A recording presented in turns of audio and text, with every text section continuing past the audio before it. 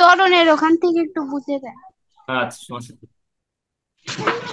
আমার কিছু বই নাই, কিন্তু তুমি ত্বরণ টপিকসটা বললে তো আমি তোমাকে বলে দিচ্ছি। ত্বরণ সর্বপ্রথম জানতে হবে, ত্বরণ বানানটা একটু দেখবা। তয়ে ব, র, আর মূর্ধন্য ণ। ত্বরণ। ত্বরণটা মূলত কাকে বলা হয়? আমরা এখানে ত্বরণকে প্রকাশ করা হয় এ দ্বারা। ইংরেজিতে বলা হয় হচ্ছে অ্যাক্সিলারেশন। আর এই ত্বরণ সমান আমরা লিখতে পারি হচ্ছে এরকম, যে বেগের পরিবর্তন, অর্থাৎ ভি মাইনাস ইউ ভাগ হচ্ছে টি। অর্থাৎ ত্বরণ সমান তো আমরা আমরা কি লিখলাম দেখো, এ ইকুয়াল ভি মাইনাস ইউ ভাগ টি। এখান থেকে ত্বরণের সংজ্ঞাটা আমরা পাবো, অর্থাৎ বেগ বৃদ্ধির হারকে মনে রাখবা। এই যে সময় যেটা আমরা লিখছি টি যেখানে থাকবে, সেটাকে আমরা হার বলবো। বলো কি বলবো? হার। হার। আর উপরে দেখো, এটা হচ্ছে দুটাই বেগ কিন্তু। এখানে মনে রাখবা V for final velocity, final velocity. আর U for initial velocity, initial,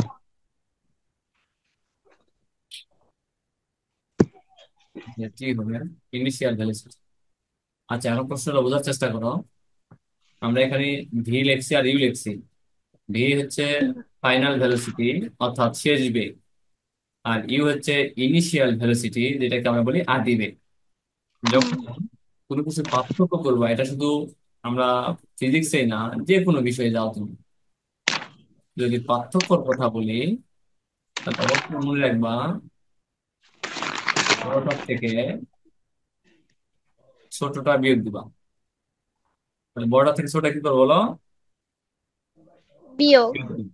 তো এখানে যেটা দাঁড়ায়, তার মানে হচ্ছে ইউটা ছিল হচ্ছে আদি বেগ, আর ভিটা ছিল হচ্ছে শেষ বেগ। তার মানে এখানে হচ্ছে এই শেষটাই হচ্ছে বড়। ঠিক আছে? তাহলে আমরা এই জন্য এখানে দেখো লিখছি ভি মাইনাস ইউ ভাগ হচ্ছে টি। অর্থাৎ বেগের পরিবর্তনের হারকেই ত্বরণ বলে। তাহলে ত্বরণ কাকে বলা হয় এটি বুঝতে পারলে না, সেটা বলবো যে ত্বরণ জিনিসটা কি আসলে। আমরা বলবো বেগের পরিবর্তনের হারকে ত্বরণ। ত্বরণ বলে। আর এখান থেকে দেখো, এটা ত্বরণের ক্লাসিফিকেশন গেল। এখান থেকে আমি তোমার গতির সমীকরণ যে কটা আছে, তার মধ্যে যদি একটা ফলো করি, ভি সমান ইউ প্লাস এটি। ভি সমান কি লেখা যায়? ইউ প্লাস এটি। আচ্ছা, ভি সমান ইউ প্লাস হচ্ছে এটি।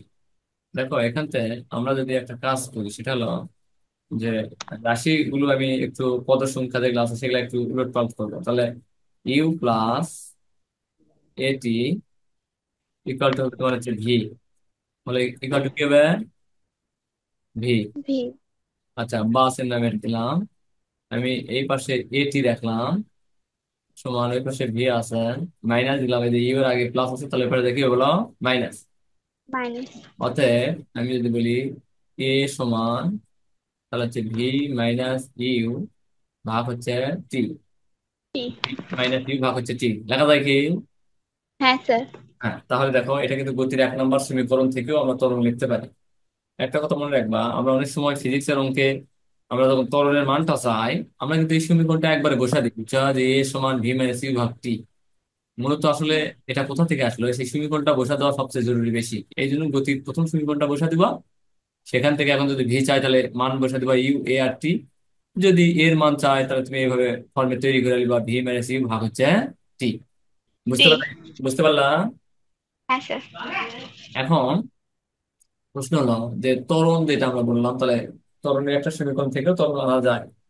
তারপরে যেটা আমরা বলবো, এই ত্বরণটা হচ্ছে দুই প্রকারের কিন্তু আবার। ত্বরণ হচ্ছে দুই প্রকার, ঠিক আছে? তোমরা বলবো, আমরা এটাকে বলি একটাকে ধনাত্মক ত্বরণ, ধনাত্মক। আর এই ধনাত্মক ত্বরণ যেটা, সেটাই আমরা বললাম যে হচ্ছে আসলে মূলত এটা পজিটিভ, যেটা ত্বরণ মূলত। আর এটা হচ্ছে ঋণাত্মক ত্বরণ। কি ত্বরণ বলো? ঋণাত্মক। ঋণাত্মক ত্বরণ। আর এই ঋণাত্মক যেটা,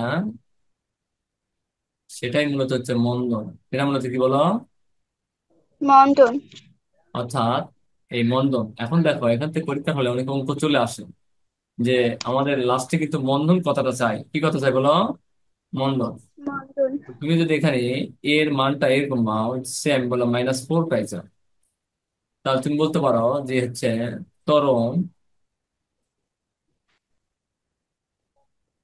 এ ইকুয়াল -4 অ্যান্সার, বাস হয়ে গেছে। বাট তুমি যদি এরকম লেখো মন্দন এ সমান -4 অ্যান্সার, বলতে দুটোর মধ্যে কোনটা কারেক্ট? পরীক্ষা হলো তোমার কাছে হচ্ছে মন্দন কত, তাহলে কোনটা কারেক্ট? মন্টন বের করতে বলছে। জি। তাহলে নিচেরটা। তাহলে নিচেরটা কারেক্ট। তো প্রশ্ন হলো কি দেখো, এটাই আমরা কিন্তু একটু ভুল করি, যে যখন আমাদের কাছে তরুণ চাইলো তখন আমরা এ সমান -4 দেবো, তরুণ যখন চাবা মন্দনের মানে কি দেখো তো, কি বলছি, মন্দন মানে ঋণাত্মক না? হুম। আচ্ছা, মন্দন মানে ঋণাত্মক, তার মানে হলো এই, যখন মন্দন আমি কথাটা বললামই ঋণাত্মক, তখন কিন্তু এই মাইনাস আর থাকবে না। ঠিক আছে, তখন অ্যান্সারটা মূলত হবে মন্দন তোমার সমান দেবে, এখানে লিখলাম 4, এই নিচে দিলাম হচ্ছে অ্যান্সার।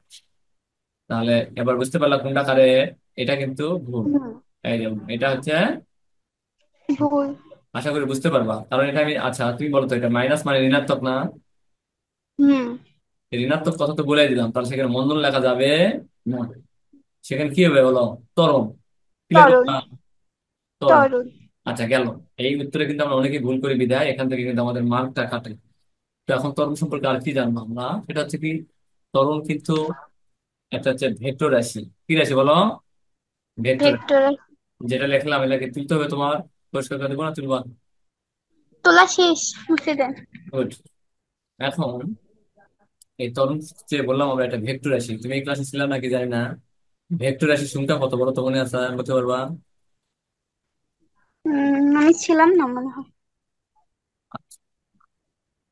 রাশি সম্পর্কে তাহলে একটু কথা বলতে হবে, তাহলে তোমার জন্য আরো সহজ হবে। সেটা হচ্ছে কি, ভৌত জগতে যা কিছু পরিমাপ করা যায় সেটাকে আমরা রাশি বলি। এই রাশিটা হচ্ছে দুই প্রকার। একটাকে বলা হচ্ছে প্রকারভেদের উপর ভিত্তি করে, আমরা বলতে পারি হচ্ছে উৎপত্তিগত দিক থেকে মৌলিক রাশি আর যৌগিক রাশি। আর দিকের উপর ভিত্তি করে দুই প্রকার, একটাকে বলবো ভেক্টর রাশি আর একটাকে বলবো স্কেলার রাশি। লাল রাশি। তো দেখো, এই ভেক্টর রাশির সংখ্যা পৃথিবীতে আছে 14টি। ঠিক আছে, পৃথিবীতে এই ভেক্টর রাশির সংখ্যা আছে হচ্ছে 14টি। 14। দেখো আমরা স্কেলার রাশি পৃথিবীতে অনেক আছে, এতগুলো মুখস্থ করতে যাবো না। এই 14টি হচ্ছে আমাদের ভেক্টর রাশি। এটার জন্য একটা সূত্র দিছিলাম, তুমি নাই বিদায় আমি আরেকবার তুলে দিচ্ছি। সূত্রটা হচ্ছে এরকম: তবে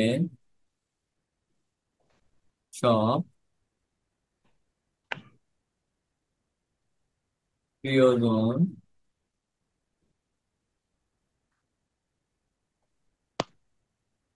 ভাসে, লেখা কি ধরতে পারছিস দেখো তো?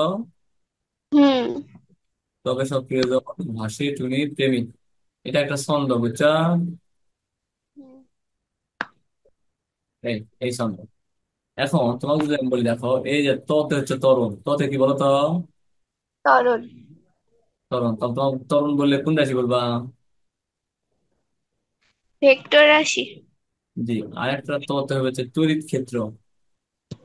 কি হবে বলো? তড়িৎ ক্ষেত্র। আর এই যে বয়ের ক্ষেত্রে হবে বেগ, বলো বয়ের ক্ষেত্রে কি হবে? বেগ। বেগ। দিনটা সতে হবে হচ্ছে সরণ। সরণ। আর এই বতে হবে হচ্ছে বল। বর্তে। প্রিয়তে হবে হচ্ছে পৃষ্ঠটান।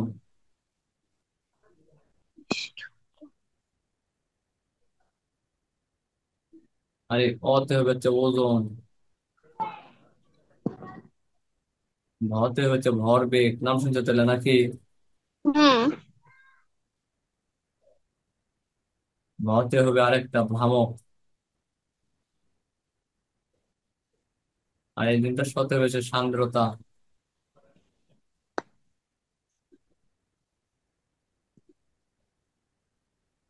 এই টুনিতে হবে হচ্ছে টর্ক। পথে হবে প্রাবল্য।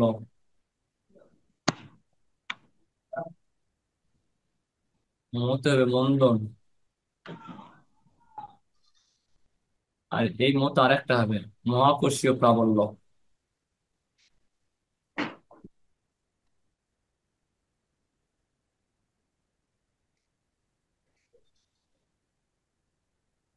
তুমি গুণা দেখো তো কয়টা আছে।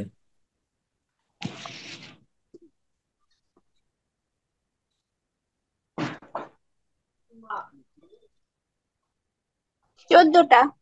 হ্যাঁ, দেখো তো কিরকম লাগলো, এটা ভালো লাগলো? হুম। তাহলে সংখ্যা কয়টা বলছি বলো? সংজ্ঞা। জি, ছন্দ বললাম। 6টা বলছে। বলছি ছন্দ। তবে সব বলো। প্রিয়জন। তবে সব প্রিয়জন ভাসে টুনির প্রেমে। এটা কিসের ছন্দ? ভেক্টর রাশি। জি, ভেক্টর রাশি, এটা হচ্ছে ছন্দ। আবারও বলি, পৃথিবীতে কিন্তু অনেক রাশি রয়েছে, সবগুলো আমার মুখস্থ করা সম্ভব নয়। এই জন্য আমরা যে কোনো এক সাইড পড়বো, তাতে ভবিষ্যতে কাজে লাগবে। এবং দেখো, আমরা বললাম দিকের উপর ভিত্তি করে রাশিগুলোকে আমরা দুই ভাগে ভাগ করছি, একটা ভেক্টর আর একটা স্কেলার। তো পৃথিবীতে যে ভেক্টর রাশিগুলো আছে তাদের সংখ্যা মোটামুটি আমার ধারণা মতো এই 14টাই আছে। তো এই 14টি রাশি যদি আমি করতে পারি, তাহলে বাদ বাকি যেটা আসবে সেটা আমরা দিব স্কেলার রাশি। দেখো, তোমাকে আমি যদি প্রশ্ন করি, এরকম যে একটা উদাহরণ দিলাম, দেখো তোমাকে বললাম বলো তো মানুষ, এই মানুষ বলতো এটা কি রাশি, স্কেলার না ভেক্টর? স্কেলার। স্কেলার। কেন স্কেলার? কারণ এই 14টির মধ্যে নেই। গুড। তোমাকে বললাম কাজ, স্কেলার না ভেক্টর রাশি বলো? স্কেলার। ক্ষমতা, স্কেলার। চাপ, স্কেলার। বল। স্কেলার। আরে স্কেলার স্কেলার, আমি এটাই কথা চাচ্ছি, স্কেলার না বল, স্কেলার দেখো তাই। না না না। এই যে নাকি, বল বল বল। বলতে বলতে তো বেশ। বলতে বলতে মানে যে কেড়ে উঠে গেছে, ঝাঁকি উঠে গেছে নাকি? হুম। ওই আবার কয় হুম বলে কম। তাহলে তাহলে আমি বলতে চাচ্ছি যে এই 14টা যদি আমি পড়ি, তাহলে বাদ বাকি পরীক্ষার হলে কিন্তু এসেছি তোমাদের, এসেছি পরীক্ষা, এখান থেকে কিন্তু কোশ্চেন একটা আসে, বুঝতে পারছো? কোনটি হুম। ভেক্টর, কোনটি স্কেলার, আরো কোশ্চেন ক্ষেত্রে অনেক আছে। যাই হোক, তাহলে আমি যদি তোমাকে বলি, তুমি যেটা বলতে চাচ্ছ যে ত্বরণ সম্পর্কে বা ত্বরণের পথ থেকে, তাহলে ত্বরণ কি রাশি বলো তো? ভেক্টর ভেক্টর রাশি। রাশি। ঠিক আছে না? এবং হুম। এই ত্বরণ, এটাকে যদি আমরা ভাঙি, তাহলে কিন্তু ত্বরণের ভিতরে কি কি আছে তোমার জানার মতো, বলো তো ত্বরণের ভিতরে কি কি আছে? আদি বেগ এবং শেষ বেগ এবং সময়। জি। এখন প্রশ্ন হলো ত্বরণ। আচ্ছা, আমরা বলছি বেগের পরিবর্তন দুটাই, মানে বেগ মানে বেগ, তাহলে আমি এখানে লিখলাম বেগ, বেগ ভাগ সময়। দেখো তো লেখা যায়।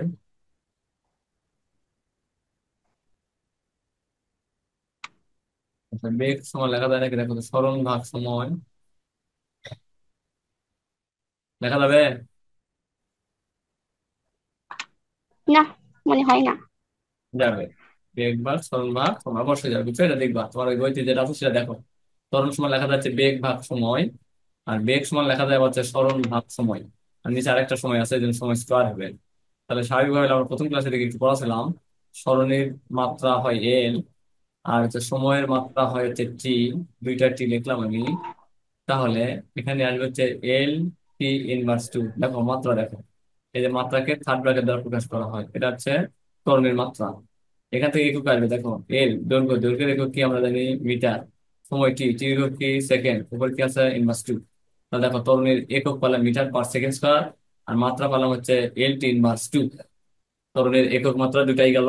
ত্বরণ একটি ভেক্টর রাশি, সেটাও আমরা বলে দিলাম। এবং ত্বরণ মান দিক দুটাই থাকবে, কারণ সেটা একটি ভেক্টর রাশি। এবং এখান থেকে স্কেলার রাশি বুঝতে পারলাম, ভেক্টর রাশি আরো 14টি, সেটাও বুঝতে পারলাম। দেখো, যদি লেখা হয় এবং ক্লিয়ার হয়, তাহলে বলো মিশে দেবো। মিশে দেন। আচ্ছা, ত্বরণ সম্পর্কে বুঝতে পারলা কি? হুম। আচ্ছা, এখন গ্রাফিটিক্যাল, মানে গ্রাফ, গ্রাফের মাধ্যমে আমরা একটা দেখবো, সেটা হচ্ছে, আমি যদি তোমাকে বলি, sorry, এটা হচ্ছে একটা অক্ষ, এটা একটা অক্ষ, ঠিক আছে? আমরা জানি এটা হচ্ছে হুম। এক্স অক্ষ, আর এটা হচ্ছে এটা ওয়াই। ওয়াই। এটাকে আমরা মূল বিন্দু বলি হচ্ছে 0। 0,0, ঠিক আছে না? হুম। যাচ্ছি যে গ্রাফ বা ঢাল যখন বলবে, ঢাল কথা তো নাম শুনছো, ঢাল। যারা গতি করবে বা পড়ছে যখন, তখন অবশ্যই ঢাল কথাটা শুনবা, স্লোপ বলা হয়। হুম। বলা হয় স্লোপ। আচ্ছা, যাই হোক, আমরা আসতেছি। তো এই এই ঢাল বা স্লোপ জিনিসটা কি সেটা একটু এখান থেকে একটু একটু করে রাখবা। এই ঢাল বা স্লোপকে আমরা মোটামুটি এম দ্বারা প্রকাশ করি, এবং এখানে নিলেই খুঁটি দ্বয়ের অন্তর। মনে রাখবা এই জিনিসটা, সূত্র দেখা যাচ্ছে একটা খুঁটি দ্বয়ের অন্তর হবে, ঠিক আছে? অন্তর সরিয়া চিন্তা নয়, তার অন্তর। আর নিচে আসবে হচ্ছে ভুজ দ্বয়ের অন্তর। ভুজ দ্বয়ের অন্তর। অন্তর। আচ্ছা, তার মানেটা তাহলে কি আমি যদি তোমাকে বলি, দেখো, আবার একটু বোঝার চেষ্টা করি আমরা। আমি তোমাকে বললাম এরকম এক্স এর মান দেওয়া আছে 2 3, আর দেখো এই ওয়াই মান দেওয়া আছে হচ্ছে 4 5। বুঝবা? তাহলে হুম। এক্স অ্যাক্সিস বরাবর যেটা, এদেরকে বলা হচ্ছে ভুজ, আর ওয়াই অক্ষ বরাবর এদেরকে বলা হচ্ছে কুটি। বোঝা গেল কুটি। না? সেটা বলো। বুঝতে পারলাম? হুম। হ্যাঁ। তাহলে এখন ভুজটা তো আমরা জানি এক্স, এটা হচ্ছে এক্স, এটাও হচ্ছে এক্স। তাহলে আমি যদি বলি যে ভুজ দ্বয়ের অন্তর, তাহলে এটা হচ্ছে এই যে এরকম 4 - 2, ঠিক আছে? টু। আর যদি হুম। কুটি দ্বয়ের অন্তর, তাহলে হবে 5 - হবে 3। থ্রি। আর এটাই হচ্ছে ঢাল এম। দেখো, বুঝতে পারলো নাকি? আর হুম। সমান আমরা লিখতে পারি 5 - 3 ইকাল টু লেখা যাচ্ছে 2, 4 - 2 ইকাল টু লিখতে পারি 2। যদি কাটাকাটি করি তাহলে আসবে হচ্ছে 1। ওয়ান। এটা বুঝতে পারলাম? হুম। আচ্ছা, এখন প্রশ্ন হলো আমি এটা কেন দেখাচ্ছি দেখো। এই এক্স অ্যাক্সিস, এই এক্স অ্যাক্সিস যেটা, এটাকে আমরা এখানে বললাম হচ্ছে এটা ভূমি। এটা কি? ভূমি। আর এটা যেটা সেটা কি বলো? হুম। লম্ব। ঠিক আছে? তো হুম। এখান থেকে তোমাকে আমি চলক শিখাবো একটু, দেখো চলক। চলো, আর চলক, ঠিক আছে? হুম। ইংরেজিতে এটাকে বলা হয় ভেরিয়েবল। এটা গণিত আরো বেশি করবা, সমস্যা নাই। ভেরিয়েবল। আচ্ছা, তো এই চলক এখানে দুই প্রকারের পাবা। কয় প্রকারের? দুই প্রকার। 2 প্রকার। একটাকে বলা হবে স্বাধীন চলক, আর একটা হচ্ছে অধীন চলক। বলো কি চলক? স্বাধীন চলক এবং অধীন চলক। তোমরা নাম শুনছো না? ডোমেইন আর হচ্ছে রেঞ্জ। নাম শুনছো? না। ম্যাথে করবা এটা। নর্মাল ম্যাথ আছে, ইয়ে আছে ডোমেইন। ডোমেইন আর হচ্ছে রেঞ্জ। আচ্ছা, এই ডোমেইন মানে হচ্ছে স্বাধীন চলক, আর রেঞ্জ মানে হচ্ছে অধীন চলক। তো এই স্বাধীন চলক মানে কি জানো? এই স্বাধীন চলক বলতে বোঝায়, অবশ্যই তুমি এটা বুঝতে পারছো, এটা কার উপর নির্ভর করে না। এটা কার উপর? নির্ভর করে না। স্বাধীন মানে কি বললাম? কার উপর নির্ভর করে না, ঠিক করে। আছে? আচ্ছা, আমরা একটু বোর্ডটা পরিষ্কার করে দেওয়ার চেষ্টা করি, আবার বুঝাচ্ছি তোমার। আমি তুলে নিছো? হ্যাঁ। তো আমি বলতে চাচ্ছি, দেখো, এই যে টান দিলাম, এই যে টান দিলাম, তো তোমাকে বলো এটা কি অক্ষ বলছি? এক্স। এক্স অক্ষ। আর এটা ওয়াই ওয়াই। অক্ষ। তো এই এক্স অক্ষ যেটা, এটা মনে রাখবে, এটা হচ্ছে স্বাধীন চলক। বলো কি চলক? স্বাধীন চলক। আর ওয়াই অক্ষ হচ্ছে, মনে থাকবে। হুম।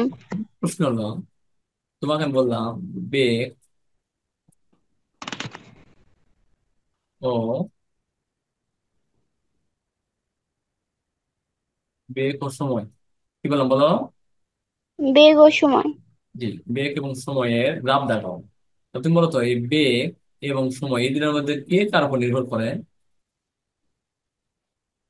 সময় স্বাধীন চলকের উপর, বেগ অধীন চলকের উপর। বুঝিনি, আবার বলো। আপনি প্রশ্নটা আর একবার বলেন। কে কার উপর নির্ভর করে? বেগ ও সময়ের মধ্যে কে কার উপর নির্ভর করে?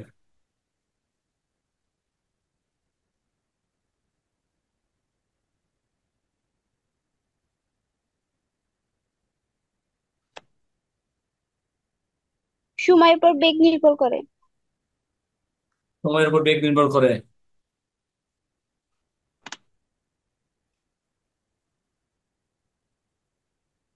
বলছে সময়ের উপর বেগ নির্ভর করে। হুম। বুঝা বলতেছ? হুম। আচ্ছা যায়, তাহলে এটা হয়েছে, সমস্যা নাই, কারণ সময় কার জন্য অপেক্ষা করে, না। আর বেগ অপেক্ষা অপেক্ষা। করে। এই যে সময় সময়ের গতিতে চলে বিধায় সময়টা হচ্ছে স্বাধীন চলক। কি চলক বলো? স্বাধীন চলো। আর বেগটা হচ্ছে, অধীন চলো। তাহলে বলো এক্স অক্ষ বরাবর কি দিবা? টি দিবা না ভি দিবা?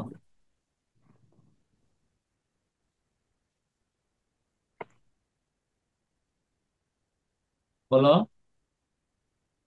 ভি। ওয়াই অক্ষ বরাবর কি দিবা? বেগ। বেগ মানে ভি। আর এক্স অক্ষ বরাবর? টি মানে সময়। জি, এটা আমি বলতে চাচ্ছি আসলে মূলত কি, এখন বুঝতে পারো দেখো।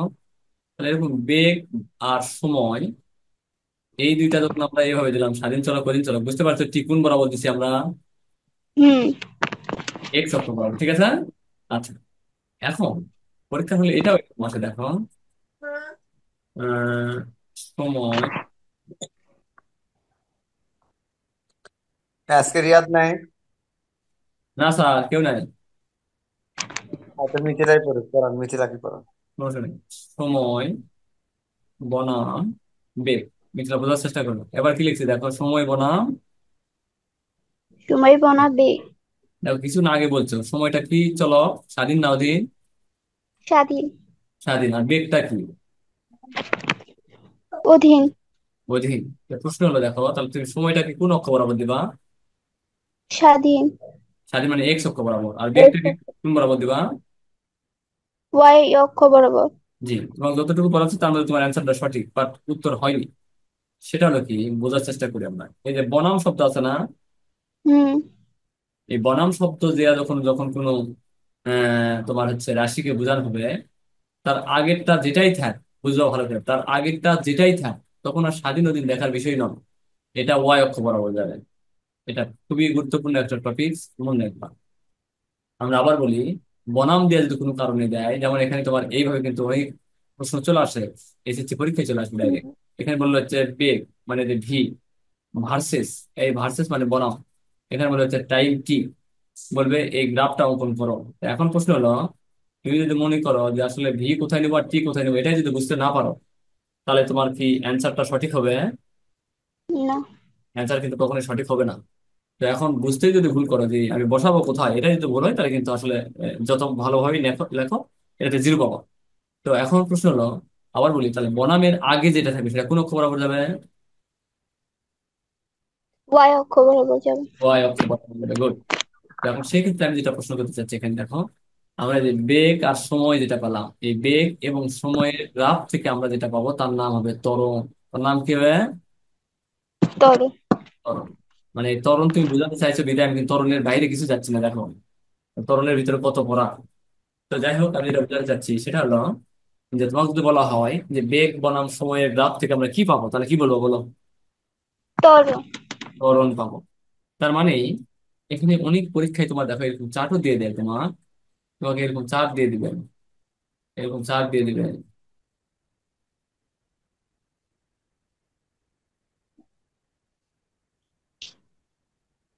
এরকম চার্ট দিয়ে দেয়। এখানে হয়তো ভি দিল, এখানে হচ্ছে টি দিল, এখানে হচ্ছে 0, 2, 4, এখানে 0 শুরু করলে সমস্যা নাই, এখানে হচ্ছে 10, এখানে হচ্ছে 20।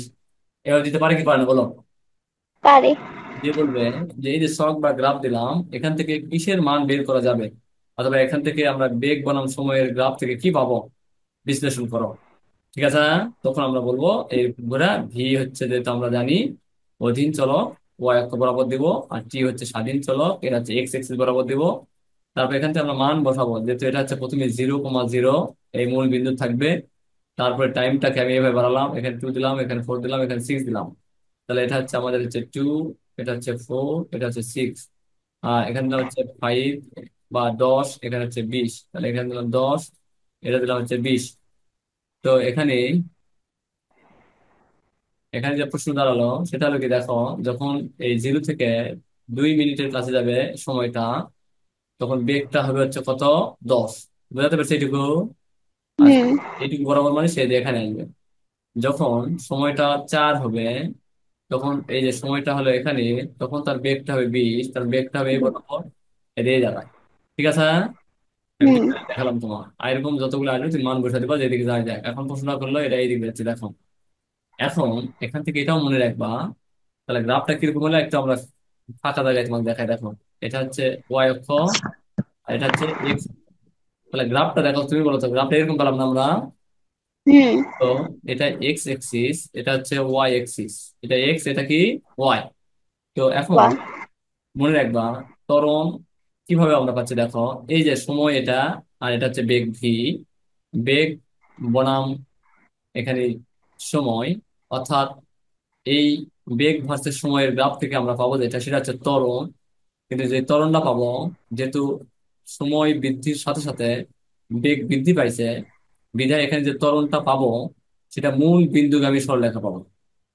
মূল বিন্দু কি? মূল বিন্দুগামী, এটা কিন্তু পরীক্ষা থাকবে যে আমরা মূল বিন্দুগামী সরলরেখা কখন পাবো। যদি বলা হয় বেগ বনাম সময়ের গ্রাফ থেকে, তাহলে বলবো যখন সময়ের সাথে সাথে, অর্থাৎ সময় বৃদ্ধির সাথে সাথে বেগটাও বৃদ্ধি পাবে, তখন আমরা মূল বিন্দুগামী সরলরেখা পাবো।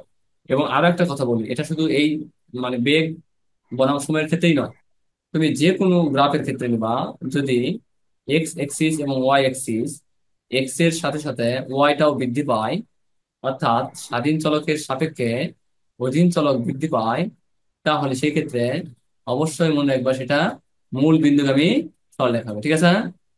হুম। এখন এই যে মূল বিন্দুগামী সরলরেখা যেটা দেখালাম, সেটা কিন্তু এখান থেকেই হবে তাও নয়, এখান থেকে হতে পারে মূল বিন্দুগামী সরলরেখা। সেটা কেমনি হয়? যেমন একটা বস্তু, এই যে তার হচ্ছে আদি বিন্দু, আদি পয়েন্ট যেটাকে আমরা বলছি 0, এবং স্টার্টিং টাইম বা সময় যেটা সেটা হচ্ছে 0।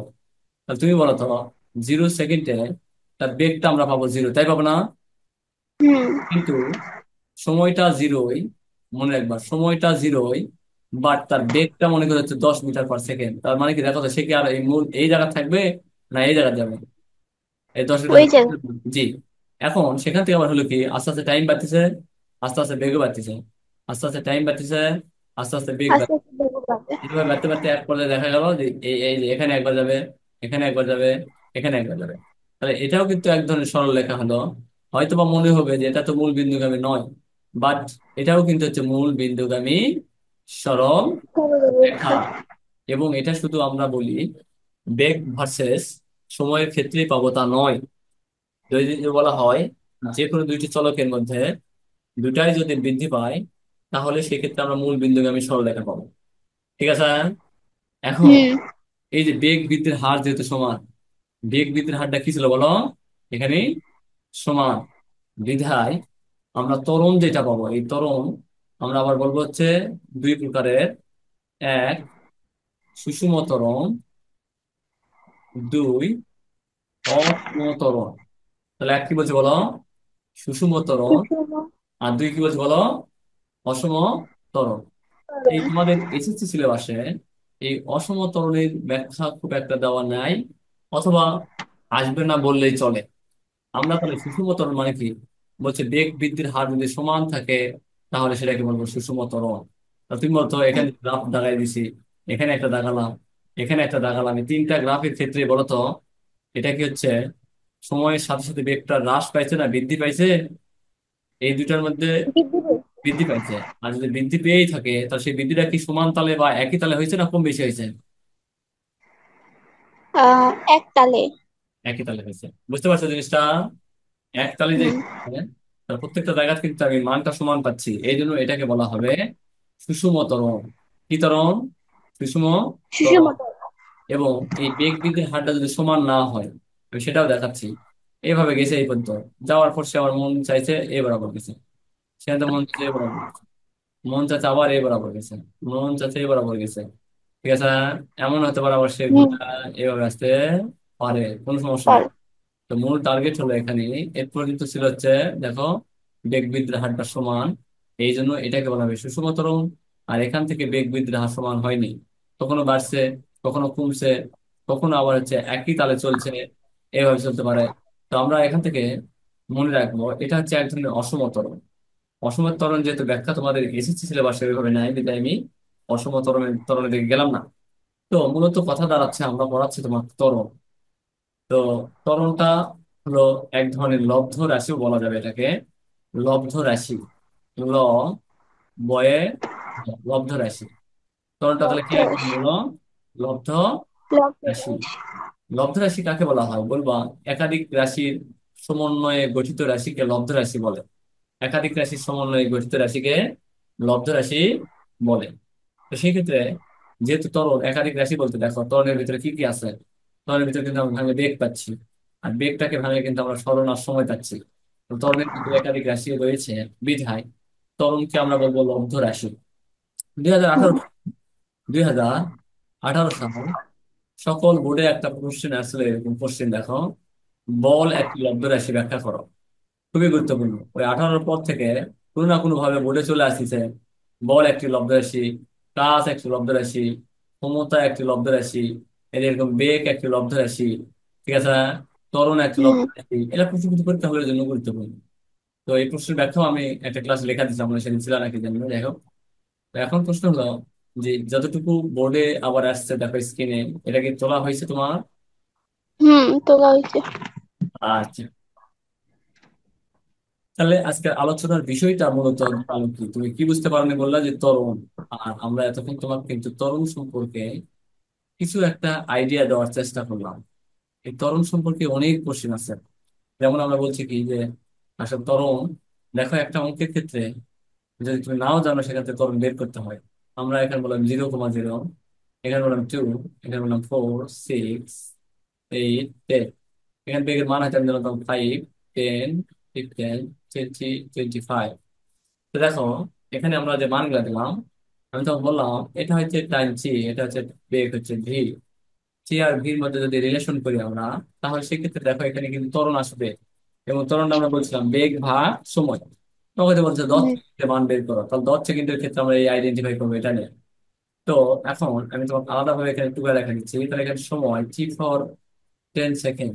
10 সেকেন্ড। এখানে হচ্ছে বেগ যেটা ইনিশিয়াল যদি বলা হয়, আদিবেগ যেটা ইউ ইকুয়াল হচ্ছে 0 মিটার পার সেকেন্ড। শেষ বেগ বা ফাইনাল ভেলোসিটি যদি বলা হয়, ভি সমান তুমি বসাবা 25 মিটার পার সেকেন্ড। এবং এখান থেকে তোমাকে যদি বলা হয় ত্বরণ বের করো, ত্বরণ ইকুয়াল হচ্ছে ভার, তাহলে মনে রাখবা যে আমরা জানি ত্বরণ সমান বেগের পরিবর্তন ভাগ সময়ের পরিবর্তন বা সময়। তাহলে ত্বরণ এ সমান আমরা লিখতে পারি বেগের পরিবর্তন ভাগ হচ্ছে সময়, অর্থাৎ সময়ের পরিবর্তন। তো এখন প্রশ্ন কি দাঁড়ালো? প্রশ্ন দাঁড়াচ্ছে এরকম, বেগ, শেষ বেগ কি ছিল দেখো, এই যে 25, কেন সে আগে আসলো দেখো, এই বড় সংখ্যা আগে আসলো, মাইনাস ইউ ইকাল এখানে হচ্ছে 0। সময়ের পরিবর্তন যদি বলি তাহলে এখানে হচ্ছে আগে হলো 10 মাইনাস 0, ইকুয়াল টু আমরা লিখতে পারি 25 মাইনাস হচ্ছে 10। আমি যদি এটাকে এটা ক্যালকুলেট করি তাহলে আসবে 2.5 মিটার পার সেকেন্ড স্কয়ার। বুঝতে পারলো নাকি দেখো তো একটু? আচ্ছা। বুঝতে পারছো? হুম। Okay fine. তো এই যে ত্বরণ রিলেটিভ তোমার প্রশ্ন আসতে পারে, গ্রাফ আসতে পারে। ত্বরণ কাকে বলা হয়? ত্বরণ ভেক্টর রাশি না স্কেলার রাশি? মন্দন তারপর হচ্ছে তোমার যেটা বললাম আমি, বিশেষ করে পরীক্ষার হলে কিন্তু আসে এটা যে মন্দন যেটা হচ্ছে মাইনাস না প্লাস। যখন মন্দন বলবে সেটা হবে প্লাস, আর যদি মন্দন না বলে তাহলে হচ্ছে মাইনাস। এই অ্যান্সারের জন্য কিন্তু হচ্ছে তোমার হচ্ছে অনেকে 1 মার্কের কোশ্চেন এখানে, যে 4 মার্কের যেটা কোশ্চেন 1 মার্ক কিন্তু কেটে দেয়। তো যাই হোক, আল্লাহ অবশ্য আমরা আজকে তোমাকে যেটা শিখালাম আশা করি কিছু হলেও বুঝতে পারছো হয়তো। ত্বরণ সম্পর্কে হুম। আইডিয়া দিলাম, ঠিক আছে? হুম। পরিষ্কার করলাম।